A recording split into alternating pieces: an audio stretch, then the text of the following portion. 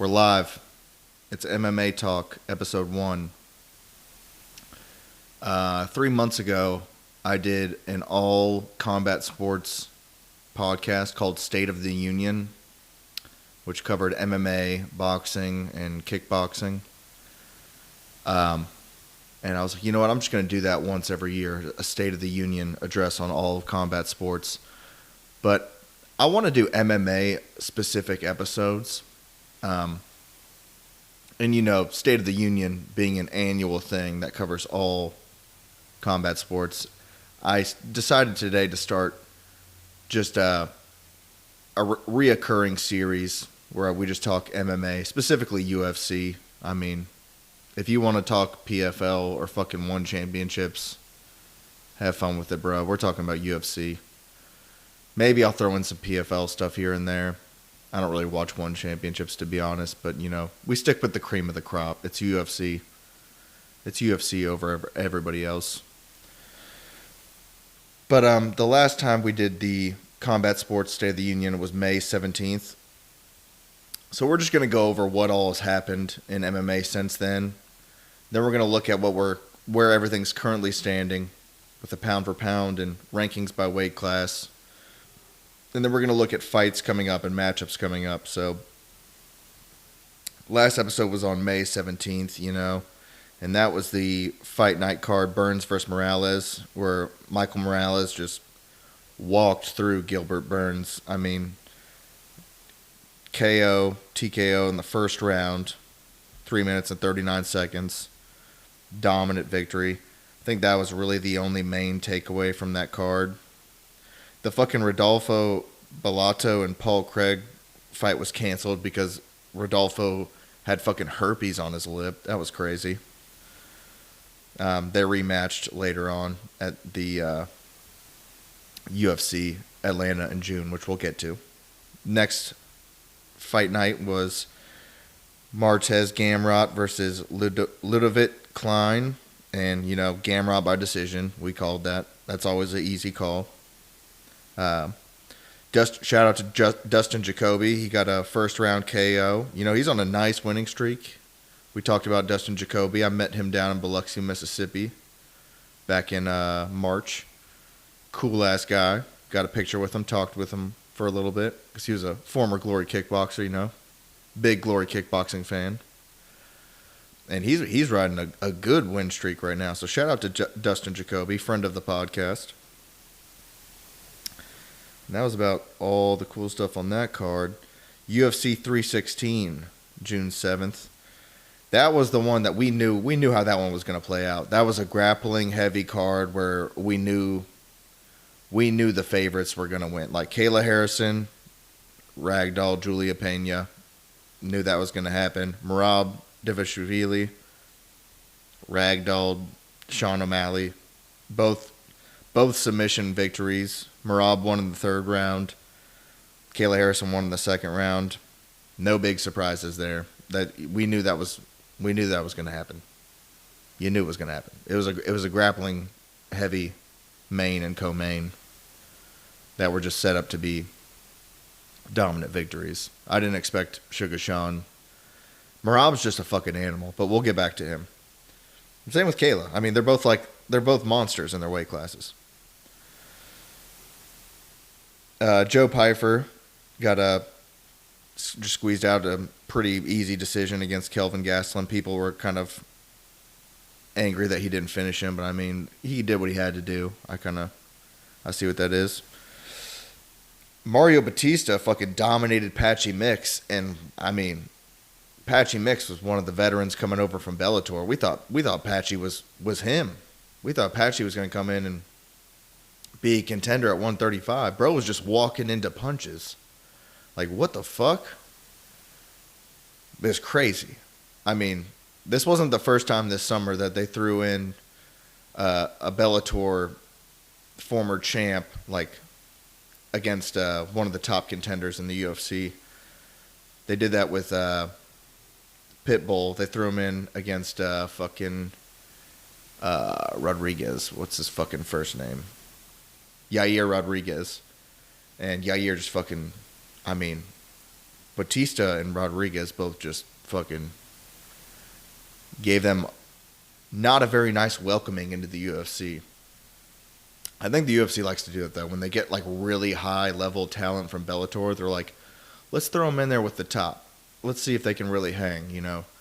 Kind of establish the UFC's dominance when it comes to level of competition. Because they're fighting like, top contenders, their first fight in the UFC. But I thought Patchy Mix and Pitbull were going to do better. So, that just goes to show how fucking high level the UFC competition really is. Also on that card, Kevin Holland had a beautiful round 2 submission against Vicente Luque. He looked, that might have been like the best he's looked in his entire career. Retroactively looking back at like his win over Joaquin Buckley, looks impressive now. But I think it's just like, as far as like his performances, that was probably the best Kevin Holland we've seen as his submission victory against Vicente Luque. He looked really good at welterweight. He recently lost a decision against Daniel Rodriguez, which was a very entertaining fight, and it was sloppy at points, but it was, regardless of it getting sloppy at points, it was extremely entertaining, and we'll circle back to that. So that was pretty much the summary of UFC 316. The next one was the UFC Fight Night Usman vs. Buckley that I went to in Atlanta. The prelims on that were amazing. The Wellmaker KO, Wellmaker coming out of the Augusta, Georgia scene. He's a huge prospect. People are very heavy on the Wellmaker bandwagon, and I am as well. I want to see him climb the ranks because he's had 2 fights in the UFC. He's barely thrown just a handful of strikes, and he's just putting people out face down. He's putting people face down, ass up, bro. That's the way he knuckles up. He's putting knuckles on jaws, bro. Dude's got hammers. And that was also the card where the Rodolfo Bellato rematched or was rescheduled to this card against Paul Craig. And there was like an instance where Paul Craig upkicked when Rodolfo's knees were on the ground. And it looked like Rodolfo was complaining on his way down to the ground to the ref about like an illegal strike. And then as soon as his back hit the ground, it seemed like he was acting.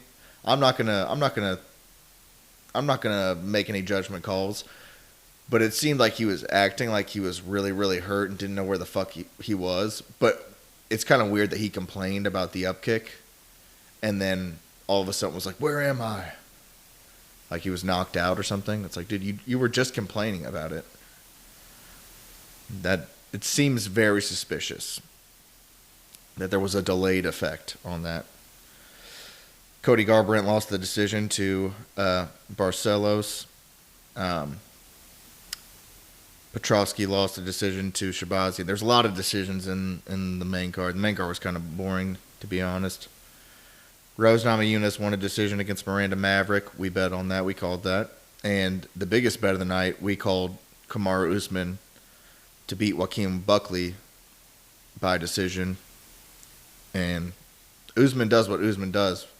It was kind of crazy that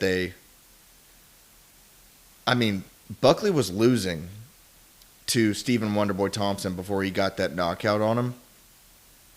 And for Buckley, Buckley was on a hot streak, but in a 5-round fight to bring in Kamaru Usman as the underdog against Joaquin Buckley just seemed crazy to me.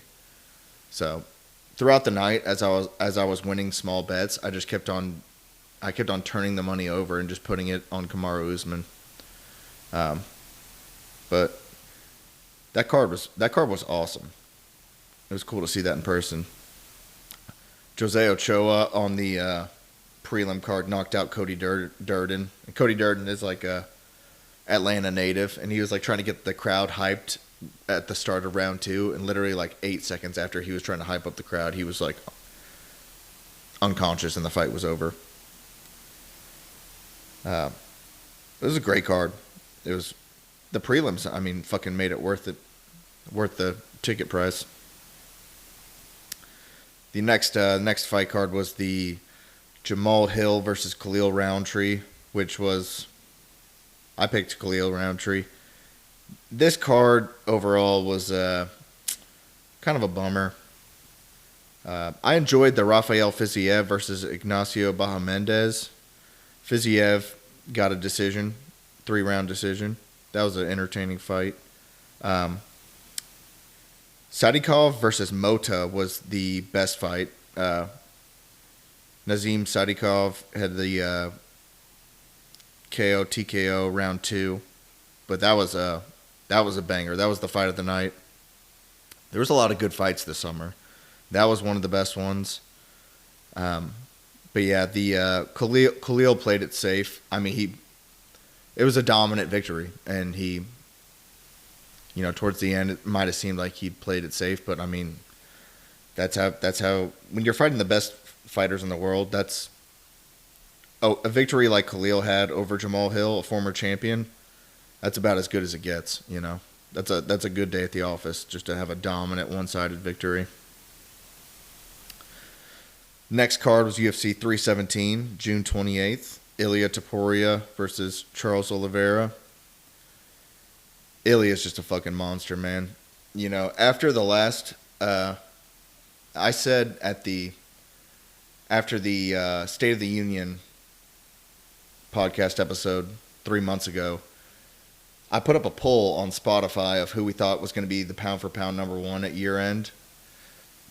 And I forgot to mention that on the podcast, so I was the only one that voted on it. I didn't even let anyone know that there was a poll out there. But I voted on Ilia Topuria, man. I think he will be the pound-for-pound. I don't know, because if Islam takes the belt from JDM, technically I think he jumps back over Ilia as pound for pound, but in my eyes, Ilia is pound for pound. And if Islam does take the belt from JDM later on this year, I do really want to see Ilia go up and try to get. I think Ilia might be. If Islam wins the belt, Ilia has the best chance of any fighter in UFC history to become a 3-belt champion. I believe that. Because I think the jump for Alex Pereira from 205 to heavyweight, that's too much. But if Islam moves up to 170 and takes that belt, I mean, they were going to fight at 155 as it was. So I think Ilia has the best path to be a 3-belt champion that anyone has ever had, period. And I would love to see that happen. And his boxing is just disgusting. I mean, he's just so technically crisp, and he throws with, like, supreme confidence and conviction. Like, he throws everything behind his shots, and they're just clean as fuck. And just like him and Pereira, they also do establish with jabs to the body, which I do appreciate. Great boxing. Love to see it. I mean, he knocked out Charles with the right hand. He didn't even need to throw the left hook. I mean, he hit him with the left hook and then 2 hammer fists on the way down. And Charles was like, I mean, that's the hardest I've ever been hit.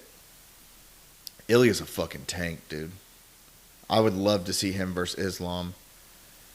But we got to see how that plays out at 170 first. We'll circle back to rankings by weight class and possible matchups later on. We're just talking about what's happened this summer. The co-main on that was, so Ilia won the 155 belt, became the double champ, won his second title. Pantoja mauled Kai Kara France. It was a round 3 submission. Like we said in the State of the Union, Pantoja is the gold standard. Like I think Moreno might be the best. I said a couple months ago I think Moreno might be the best fight for him.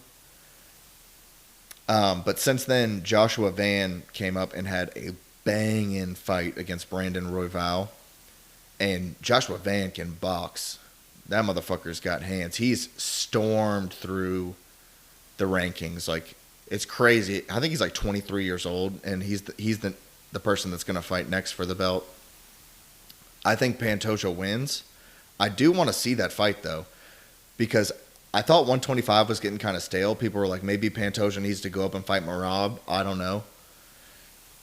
I was like, I think Moreno, I guess, is the best option for him. But, I mean, but now we have a young challenger, Joshua Van, who's coming to throw hands. Yeah, he was the fight before that. That was right before Pantoja fought Kai France. Joshua Van won a round 3 decision over Royval, which was a banging fight. Fight of the summer in my eyes. I think everyone would agree with that. Banging fight. Like, I was watching on my couch, and my wife was reading a book on the other side of the couch, and in between like round 2 and 3, I was just like, this is such a good fight.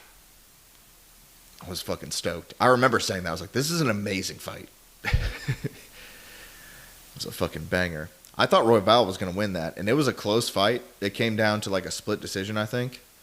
I think it was 2-1. Joshua Van got like a knockdown at the end of the 3rd round, which pretty much sealed it. Royval landed more, but Van was landing the harder shots. He did more damage and got the knockdown at the end of the fight. So that pretty much solidified round 3 for him. Beneil Dariush versus Moicano was also a good fight on that card. I enjoyed that. Peyton Talbot had a great comeback victory against Felipe Lima. That was an underdog upset. That was a great card. UFC 317 was a great card. Oh, Gregory Rodriguez KO'd Jack Hermanson on the prelims. Disgusting round 1 KO. Oh my God, I forgot about that. That KO was disgusting. And I've been saying Gregory Rodriguez has kind of been slept on at 185. If you look back at his record over the last few years, I mean, dude's cleaning up. And oh my God, that knockout was disgusting. Dude's got crazy power, and he's a very good grappler. So he's just a tricky fight for anyone in the top of the middleweight division.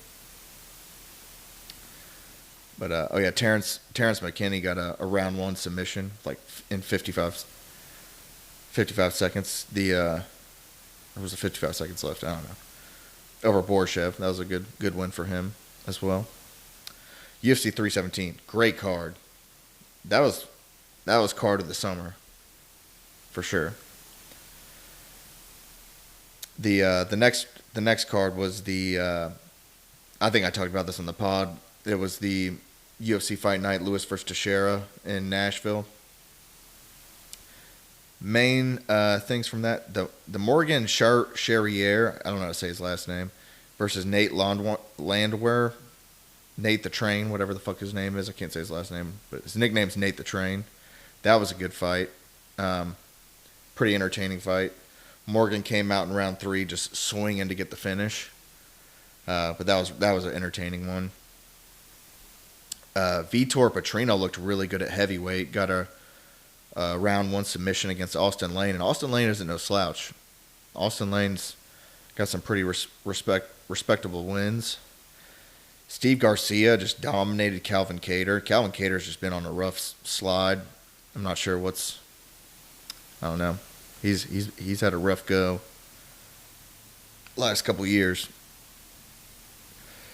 Gabriel Bonfim got a decision win over Stephen Thompson that I disagree with, and I made bets on Stephen Thompson to win that fight, and a lot of people on social media agreed with me that Stephen Wonderboy Thompson got robbed. And they just solidified in my mind why I don't bet on MMA anymore. Because judges consistently fuck this shit up. And it was a close fight, but Gabriel Bonfim did nothing in round 3. He held on to him. I mean, there was nothing going on in round 3. At least Steven at least pushed the pace and was trying to fight. Bonfim was holding on round 3. There was nothing done by Bonfim in round 3. He was clinching against the cage. And I'll argue it till the day I die, dude. I had money on that fight. I was going to make like $1,000 if Stephen Wonderboy Thompson won. And he should have won. It was bullshit. It was a bad decision. But enough about that. The main event was Derek Lewis versus Taliesin Teixeira, which ended in like 35 seconds. It was crazy. He got like punched in the eye, Derek Lewis did, and then he like backed up and was trying to like, I guess, get his eyesight back and like rub his eye. And then he just started swinging. Caught Teixeira. Put Teixeira on the ground. Was following up with strikes. And Teixeira was like clawing his way up the fence. And the ref stopped it. And I thought it was a good stoppage. But it was pretty entertaining. And then he had a wild post-fight interview. Like he always does. He said he was going to go ground and pound his wife after this. Derek Lewis is hilarious. Shout out to Derek Lewis. Met him in Las Vegas years ago. I was fucking intimidated to take a picture with him. I was like, Jesus Christ, this dude could knock me out in any second. Dude has Knockout King tattooed across his chest.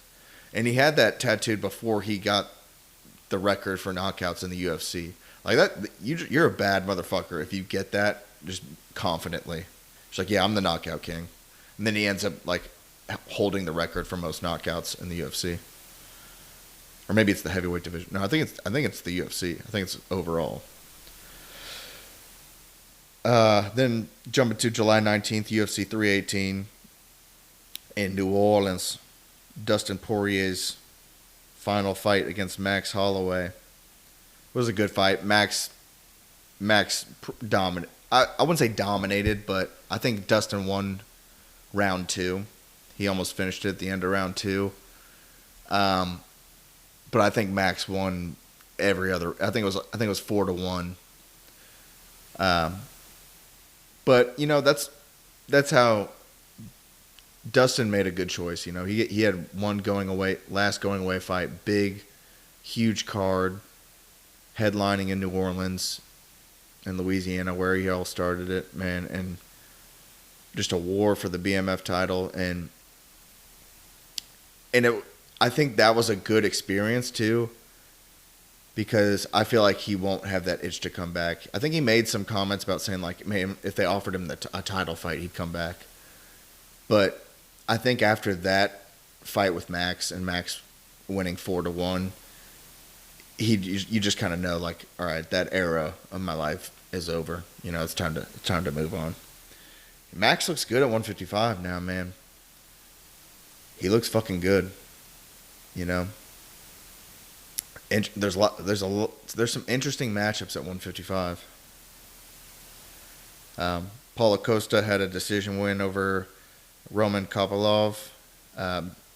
Daniel Rodriguez had that decision win over Kevin Holland, which was a wild fight, sloppy at times, but just entertaining back and forth.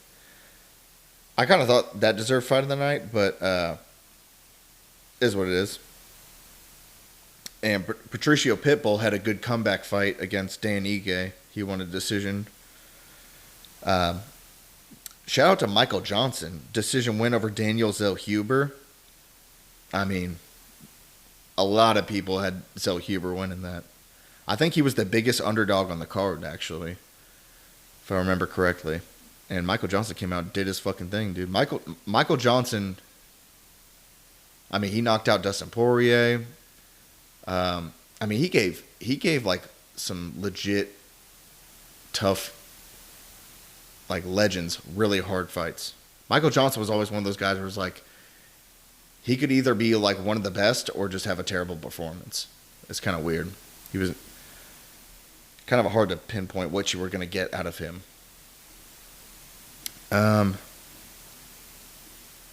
Vinicius Oliveira looks pretty interesting at bantamweight. That fight with Kyler Phillips. Oliveira just kind of walks forward like with no guard. Like he just like hunts you. It's a weird fighting style. I don't know how that's going to play out. the more dangerous competition he gets up against. But it's pretty fucking intimidating. I'm not gonna lie. But I think he's gonna have to. He can only do that against certain people. I think when he gets to the top of bantamweights, they're gonna fucking put him out or something. I don't know. He can't unless I don't know. Who knows? We'll see how it goes in the future. Brendan Allen had a great decision win over Marvin Vettori on that card, settling their beef. They had some back and forth. They got into a casino brawl. The footage was Marvin Vettori had like a hurt shoulder, and Brendan Allen, he was like trying to find Brendan Allen for a long time. So he was like, "It's on site when I see you," and like their teams were there, and then there's just like a video of Brendan Allen running and punching at him. Not very eventful, but I enjoyed their fight though. It was an entertaining fight with some backstory. But Brendan Allen definitely won, and he's a Louisiana native as well, so probably felt really satisfying for him. That's about it with that card. That's all I was interested with UFC 318. Good card, though. 317 was definitely better, but 318 was all around solid. Fun to watch. I was at the lake for this next card, but Renier de Ridder almost got put out by Robert Whittaker, but came back to win a decision victory. Renier, I mean, he's already top 5 middleweight. I think they were saying like maybe him and Israel Adesanya next. That would be interesting to me. That matchup makes sense. I don't know. 185 is kind of interesting. We'll see how that goes. Peter Yan won the decision over Marcus McGee. Sharaputin Magomedov won fight of the night decision against Marc-Andre Barriault. Jose Ochoa lost to Azu Almabayev. And both of those guys were killers. I was like, Asu is a better grappler and stuff, but Ochoa's got some nasty striking.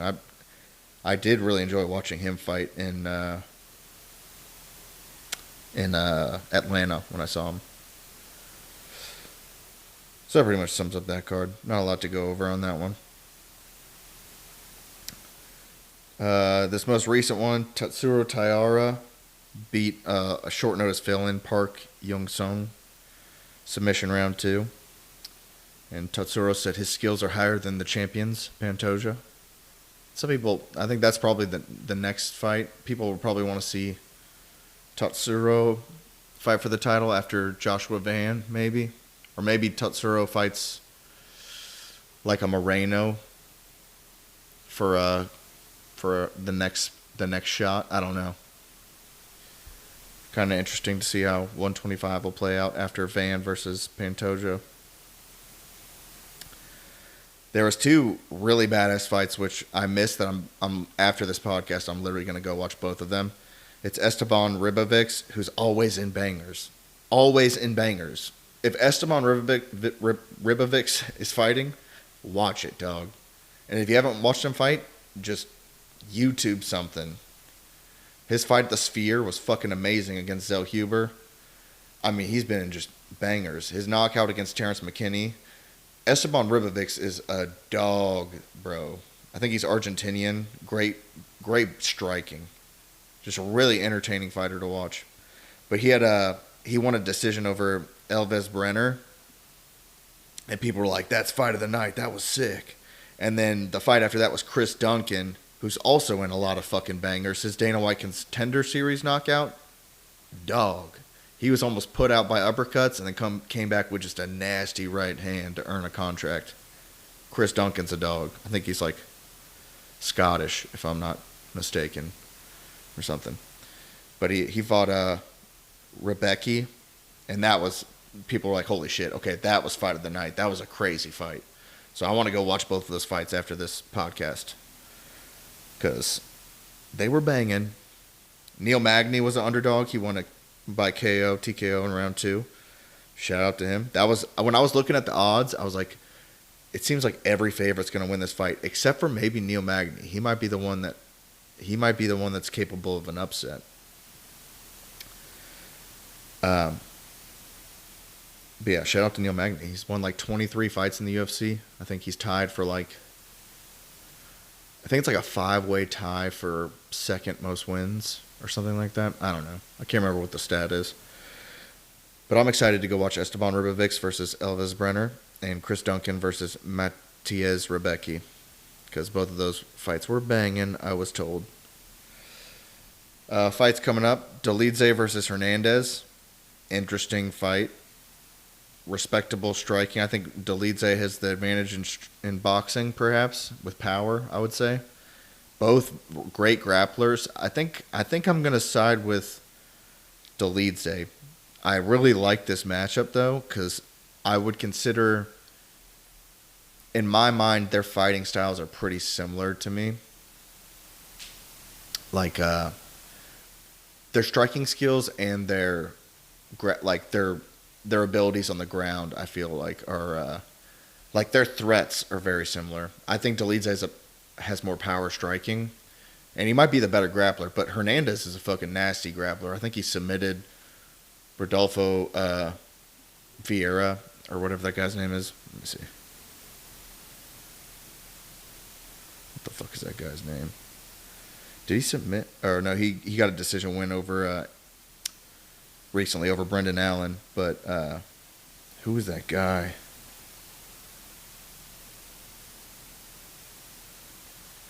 Yeah, and he KO'd Shabazian. TKO Shabazian. What the fuck is that guy's name? Yeah, he submitted Rodolfo Vieira, who's like very high level, like world champion in jiu-jitsu. Or whatever it's fucking called, I don't know. Steve Erceg versus O'Day Osborne. That's Steve Erceg's comeback fight. He's going to clean up O'Day, I think. That's going to be... I'd take Erceg to finish that. Eric Anders versus Christian Leroy Duncan on that card. I like that fight. Damn, that's a tough fight. I got to rock with Eric Anders because he's Alabama native, you know. But Leroy Duncan can scrap. Then coming up here soon, the next pay-per-view, 319, Dricus du Plessis versus Khamzat Chimaev. How is that going to go? I don't know. I think Khamzat's best. I don't. He can't come out the gates crazy hot, but that might be his best chance actually. Like I feel like if Khamzat is going to get the finish, it's going to be if he can somehow overwhelm him and get his back. Just like come out the gates, just blazing, get Dricus's back, get a submission. Round 1, maybe 2. Because from round 3 on, I'm thinking it's Dricus du Plessis. Like I think if it gets to, in my mind, I think the most logical way this goes is Dricus round 4 submission or KO. I think Dricus finishes this in round 4 or 5. Or Dricus by decision. But who knows? Maybe Khamzat comes out the gates just fucking blazing. Somehow overwhelms Dricus, gets his back, chokes him out. You know? I don't know. This is a really interesting way to play out, but I can't pick against Dricus du Plessis anymore. Every time I pick against him, he comes out and just fucking wins. Dude just wins.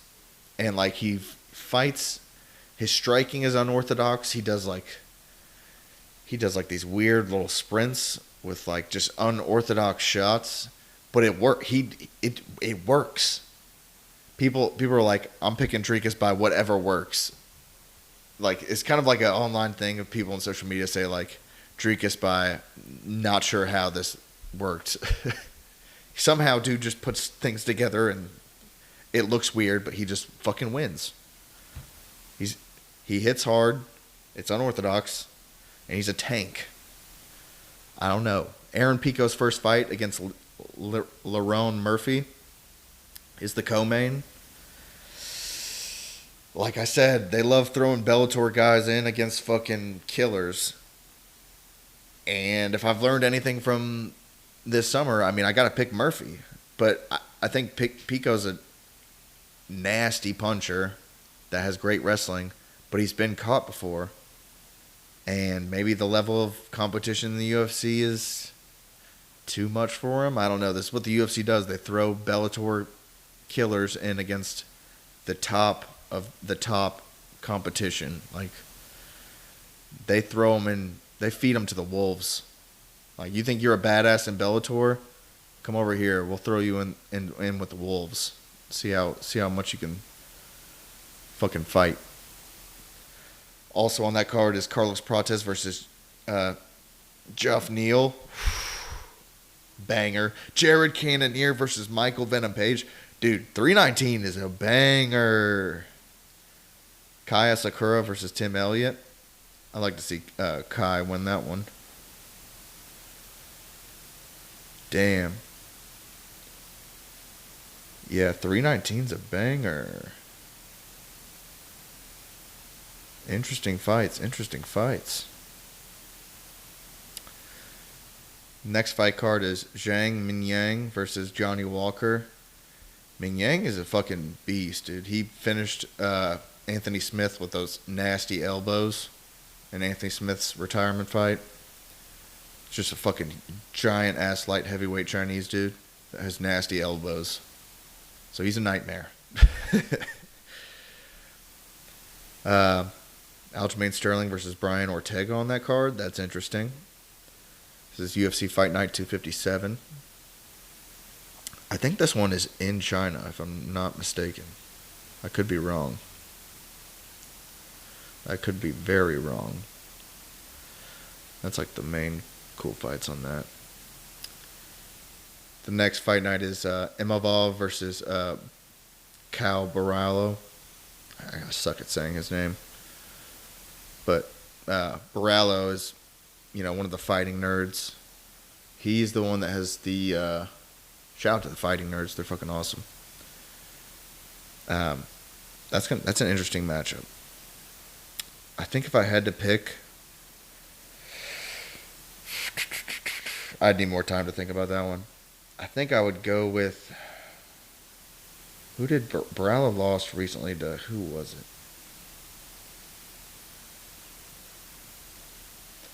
Imavov looked really good against...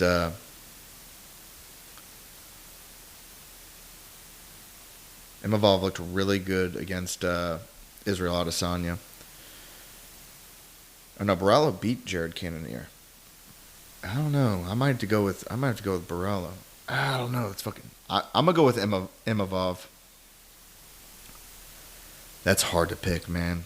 You know what? I'm not gonna make a pick on that right now. I need more time to think about that one. But that's a banging card. That's what is that? That's September 7th.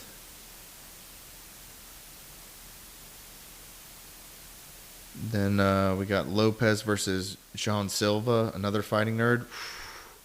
Diego Lopez versus John Silva, dog. That's another one I can't pick right now. Damn.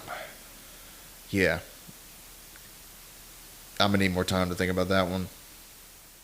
I'll have to do those picks the week of, because I'm going to lean with Imavov against Barallo.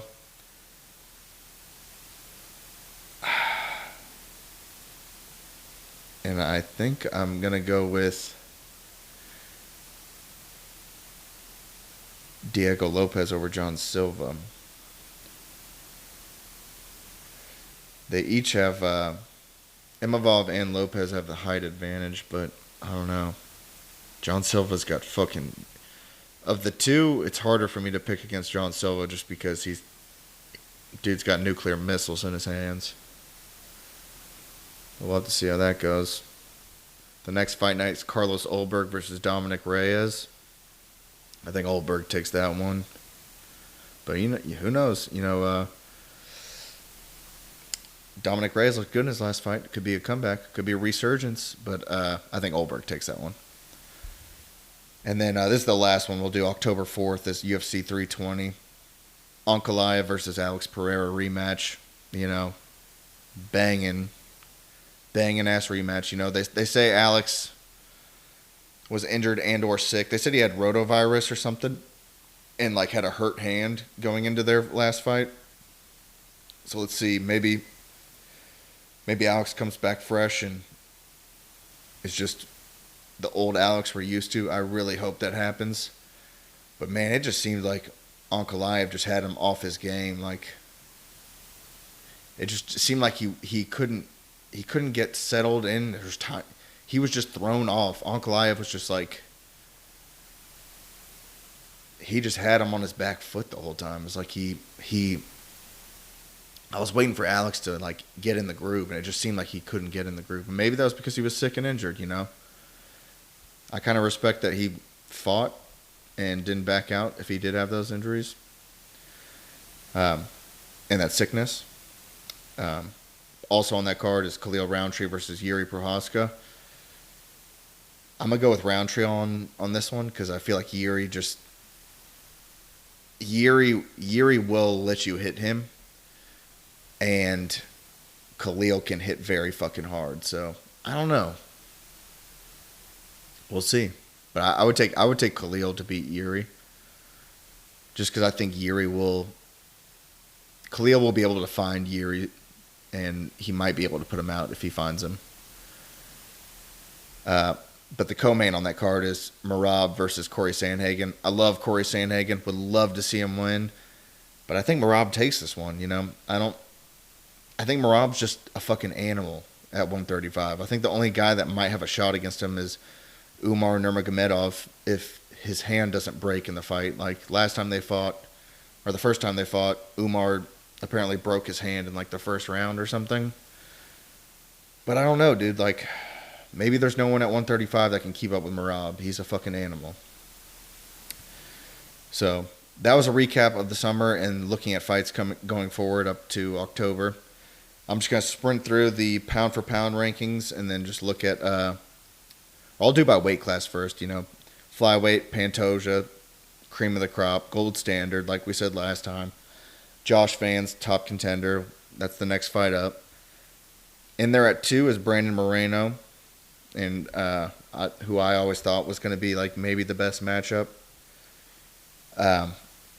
We also have Brandon Royval, who barely lost to Joshua Van at 3, and Tatsuro Taira at 5. That's the main competition we got at 125. 135, Merab, gold standard, you know, the GOAT at 135. Sean O'Malley's the number 1. He just lost, though. Umar Nurmagomedov in there at 2. That's who I really want to see get in there next. Peter Yan is another one that they want to get back in, but I'd rather see Umar in there first. Corey Sandhagen's number 4. He's the next fight. But I want to see Umar get in there. And people are calling about, like, if Pantoja beats Joshua Van, people are like, does Pantoja need to move up? He's like maybe one of the best at all time at 125. Maybe he should move up and fight Merab. No one's talking about Merab moving up. Like the whole reason Merab was staying at 135, he was like, I'd never go up to 145 because he said that when, what's his name? Ilia Topuria was champion because they're both from the country of Georgia and they're like friends. So he was like, I wouldn't move up and fight for the belt at 145. Well, Ilia moved up a weight class. So 145 is up. Why is no one talking about Merab going after double champ status? Do I think he beats Volkanovski? No, but I want to see that fight. Because I feel like he's just whooping. I mean, 135 is his division. He can stay there and whoop people all he wants. And I do want to see I want to see Umar fight him again. But I just feel like no one's calling for Volkanovski versus Merab. Like, I want to see Merab could definitely move up and fight at 145, but I feel like no one's talking about it. Because at 145, we got Volkanovski, the champion. Movsar Evloev is the number 1 contender. He's the next fight.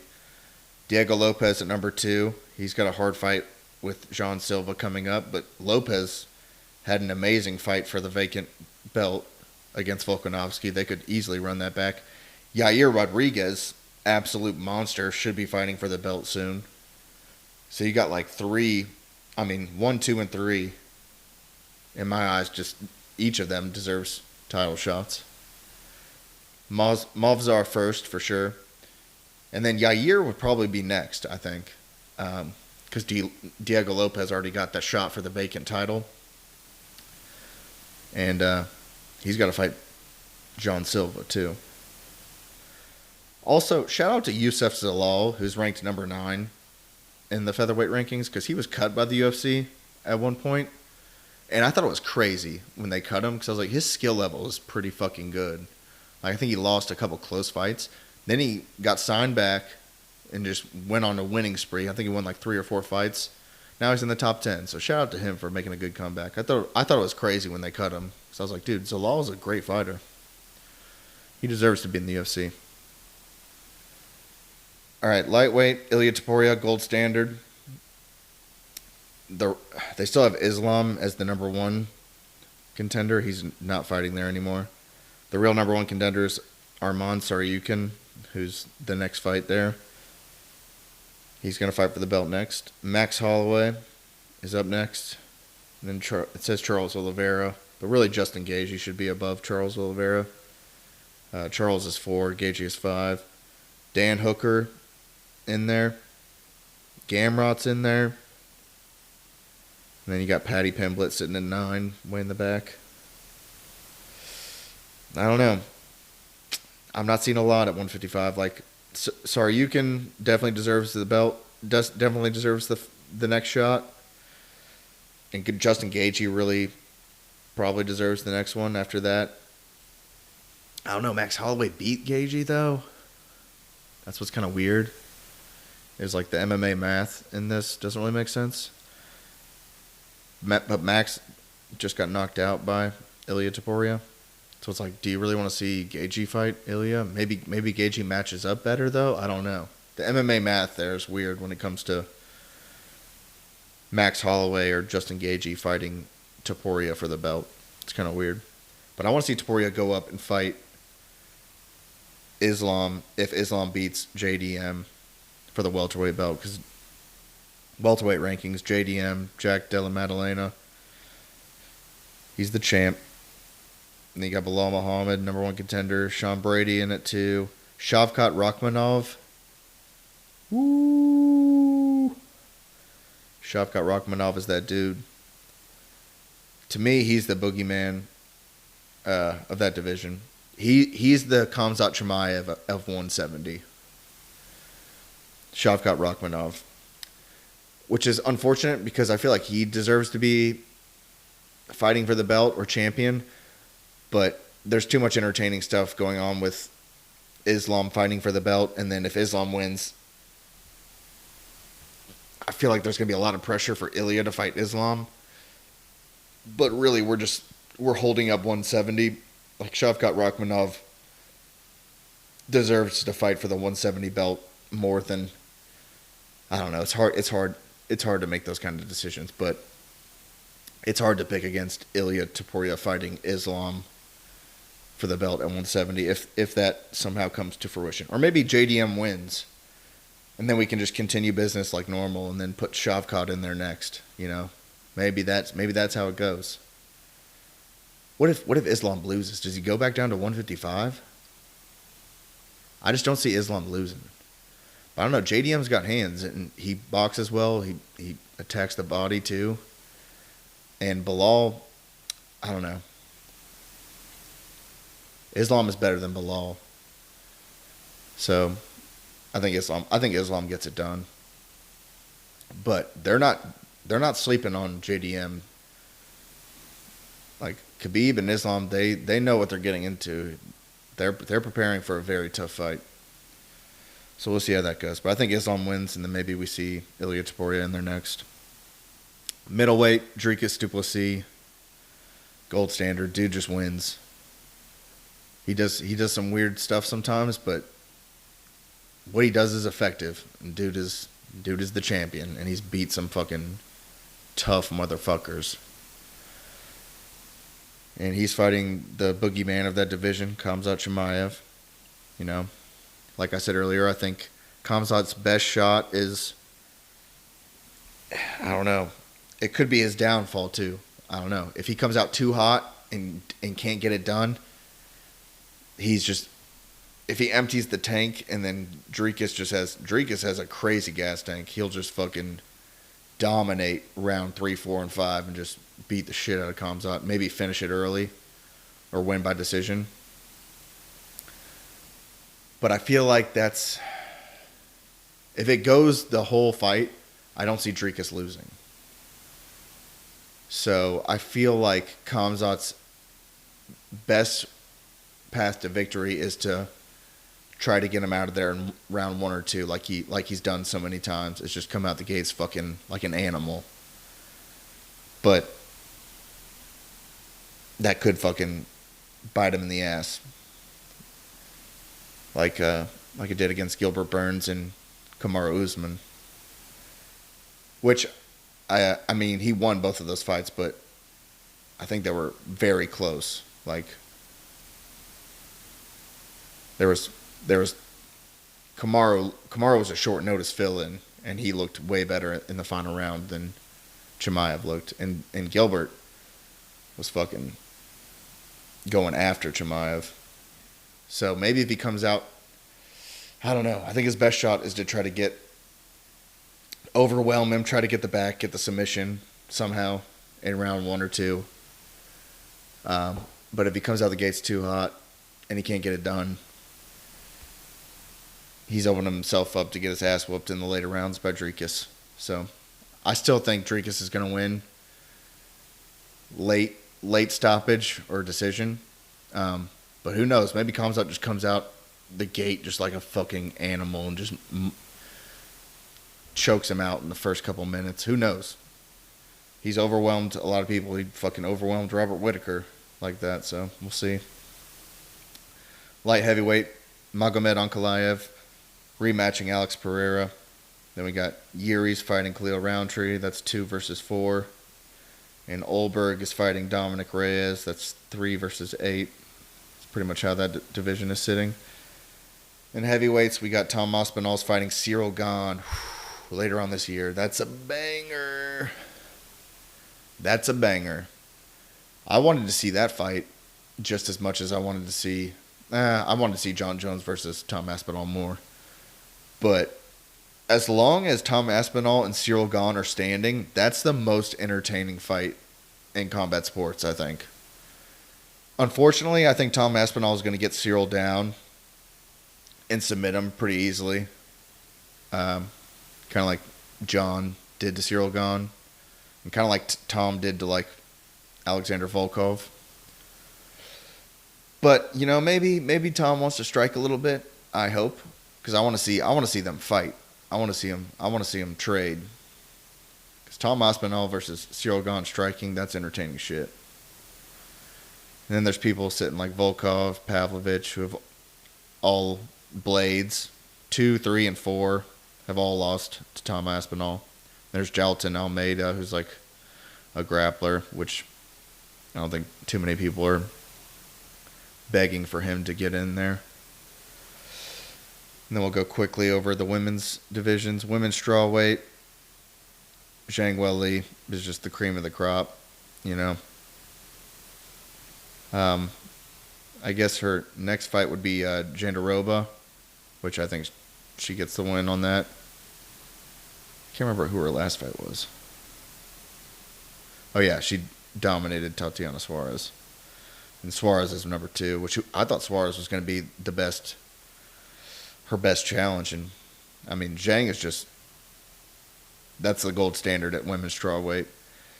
At women's flyweight, Valentina Shevchenko, big fan of her, but she's got a big problem on her hands. That number 1 contender, Natalia Silva, can fucking kickbox. She can fucking strike. But Valentina is also one of the best female strikers of all time. So I really want to see that fight. That should be next up. Natalia Silva just beat Alexa Grasso. Just a clean ass victory. I think Silva's the next champion, but we'll see how that goes. I'm calling it here. Natalia Silva beats Valentina Shevchenko, and I'm a Shevchenko fan. But I think Silva's next up. Natalia Silva. Calling it right now. Remember that. Natalia Silva is the next champion. Kayla Harrison just ragdolled Juliana Pena. She called out Amanda Nunes out of retirement. That's the thing there. I think Kayla beats Amanda Nunes. Amanda probably should just stay retired, but I don't know. That's, I guess, that's the biggest money fight for her, is for Amanda to come back and fight. So I guess it makes sense. And just a quick look at the men's pound for pound. This is crazy. We have no American champions. Since John Jones retired, it's like the first time in, I forget how long. It's been like decades. It's been over like a decade or so, maybe, or something. I forget how many years we've had an American champion. But we don't have an American champion. And we don't have any Americans in the pound for pound top 10. I think the first American is on the pound for pound rankings is number 11, Max Holloway. Pound for pounds right now is number 1, Ilia Topuria, who I think deserves it. Number 2, Islam Makhachev, accurate. Number 3, Merab, accurate. Number 4, Dricus. Yeah. Or I guess 4 is a tie between Dricus and Pantoja, which is actually what I was about to say, is that they should be tied. So that makes sense. Volkanovski's 6. Magomed Ankalaev is 7, which, yeah, makes sense. Jack Della Maddalena is 8. Tom Aspinall's 9. Alex Pereira's 10.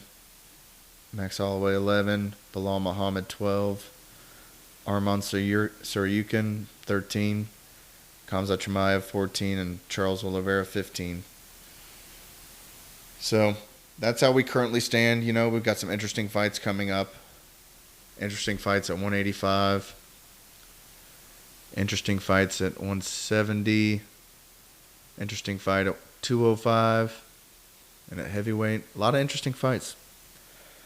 So that will conclude this inaugural segment, MMA Talk. And I'll probably check in every 2 or 3 months and just update this, you know, after a few pay-per-views go by. We'll catch up on what's happened, and then we'll look at the next few months. I think this should be like an every 3 to 4 month thing. And we'll just see where we're at. Evaluate the cards since the last episode. Look at the cards leading up to the next one. And just look at the landscape of where everyone is at, rankings-wise, per division, and the pound for pound. And this is the TKO podcast, guys. So I'll be back with more regular podcasts, but I want to keep this MMA talk going. We also got some very interesting boxing matches coming up. Next month is Canelo Alvarez versus Terrence Crawford. That's an interesting-ass fight. I'm going to watch that. I also got Glory Kickboxing. I got the Heavyweight Grand Prix going. A lot of interesting stuff in combat sports. So, y'all, follow the podcast. Follow TKO if you haven't on Spotify, Apple Podcasts. Subscribe to my YouTube. Like, comment.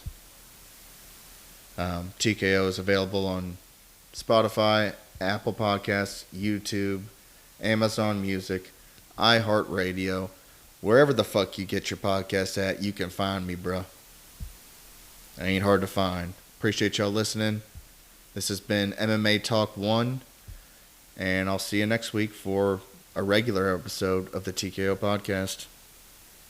Thanks, guys. Love you. Bye.